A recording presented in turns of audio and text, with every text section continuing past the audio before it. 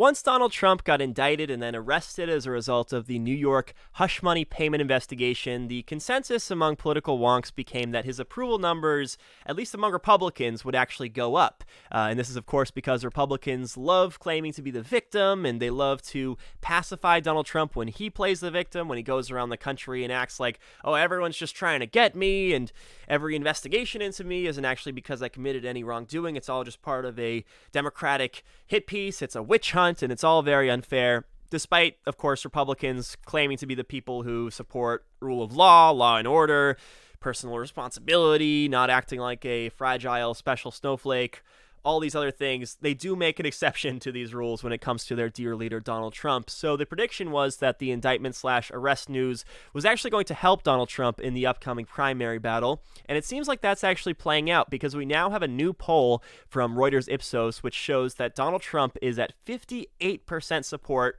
in the Republican primary, with Ron DeSantis all the way down at 21%. That's 37% down, which is quite astounding.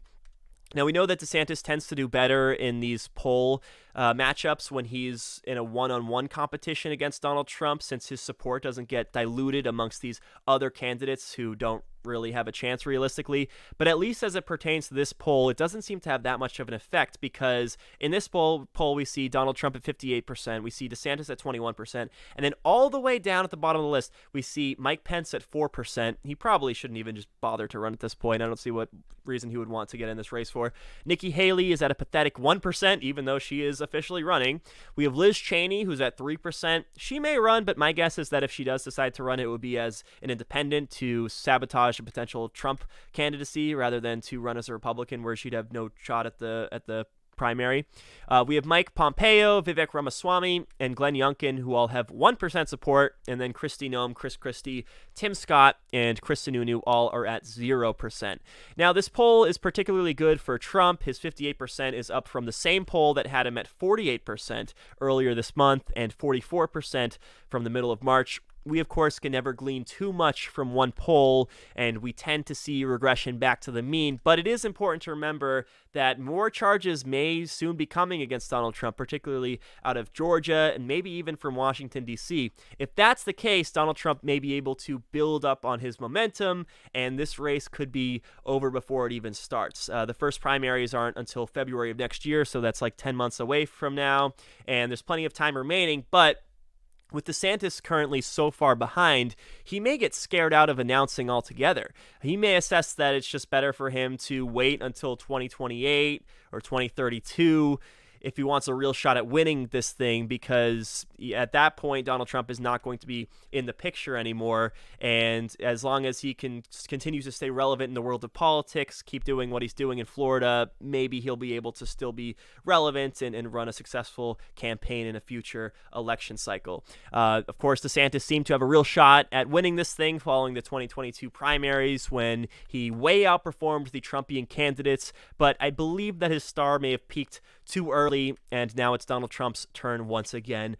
We also don't suspect that DeSantis would do what it takes to take down Trump, which is to go at him forcefully and directly. He'd likely be tepid for as long as possible until he has absolutely no choice but to go after Donald Trump in desperation once it's already too late. That's what we saw took place in 2016 in the Republican primary. I remember Marco Rubio and Ted Cruz at the very last minute tried to get into the dirt with Donald Trump, but it was far too late at that point. They should have tried to do it earlier if they were going to take down the king in Republican circles. And if DeSantis decides not to run, if he announces he's not going to enter the race, we can just wrap this thing up, right? Donald Trump is going to have the nomination easily in 2024. Spare me if you think that Nikki Haley or Mike Pompeo or Asa Hutchinson is going to be able to put a stop to that. And of course, Republicans are only shooting themselves in the foot by doing this, by choosing Trump, since Trump does not match up very well against Biden or any other Democrat in the general election. DeSantis does a lot better than Trump does against a Democrat in the general election,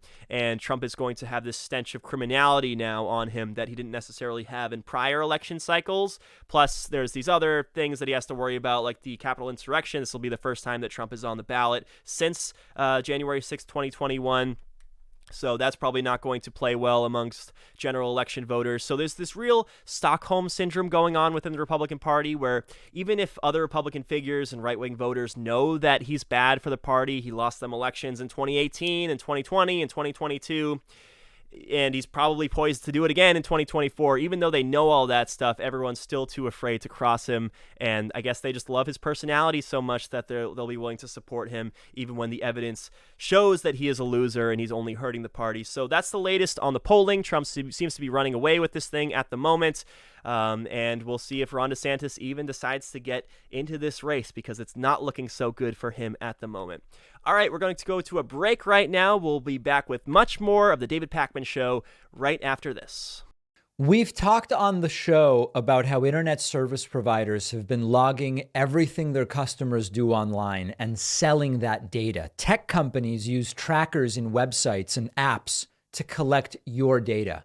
You can shield yourself from all of it by using a VPN every time you connect to the internet. The VPN I use is Private Internet Access.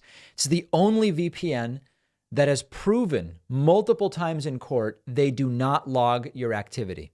Our sponsor, Private Internet Access, hides my IP address, prevents big tech from being able to paint a picture of who I am and what I do online, and it works for all of your favorite streaming platforms like Netflix and Hulu to access shows and movies normally only available in other countries.